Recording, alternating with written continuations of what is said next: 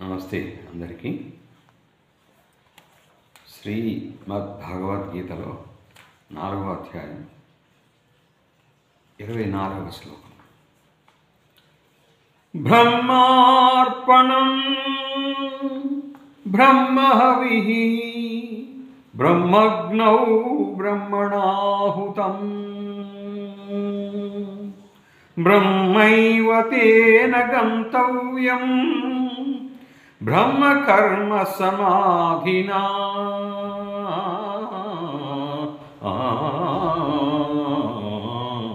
బ్రహ్మకర్మ సమాధినా.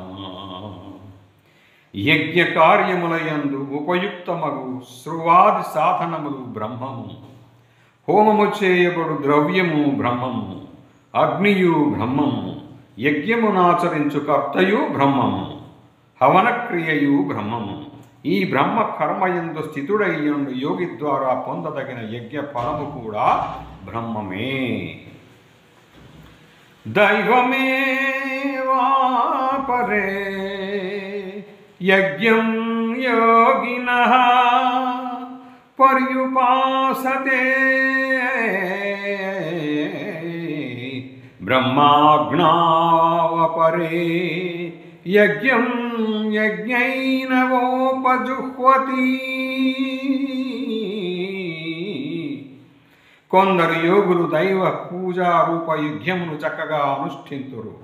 మరికొందరు యోగులు బ్రహ్మాగ్నియందు అనగా పరబ్రహ్మ పరమాత్మ రూపాగ్నియందు అభేద దర్శన రూప యజ్ఞము ద్వారా ఆత్మరూప యజ్ఞమును ఆచరింతురు.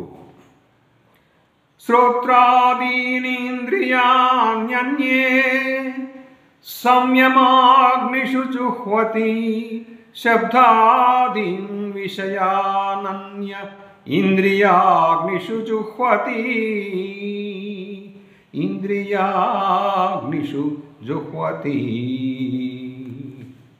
కొందరు యోగులు శ్రోత్రాది ఇంద్రియములను సంయమన రూపాగ్నులయందు హోమము చేయుదురు.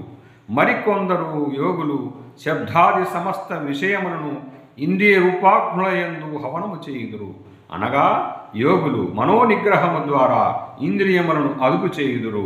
తత్ఫలితముగా శబ్దాది విషయములు ఎదురుగా ఉన్నను లేకున్నను వాటి ప్రభావము వారి ఇంద్రియములపై ఏమాత్రము ఉండదు. సర్వాణీంద్రియ కర్మాణి ప్రాణకర్మాణి చాపరే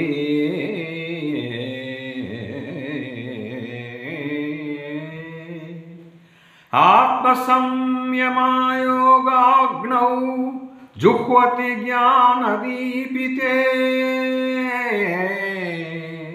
మరికొందరు యోగులు ఇంద్రియముల క్రియలను ప్రాణముల క్రియలను అన్నింటినీ జ్ఞానముచే ప్రకాశితమైన ఆత్మ సంయోమ యోగ రూపాగ్నిలో హవనము చేయుచుందురు.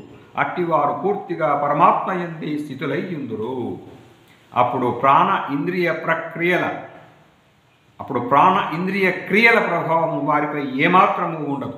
ఏలనన వారి బుద్ధి యందు పరమాత్మ మాత్రమే నిలిచి ఉండును.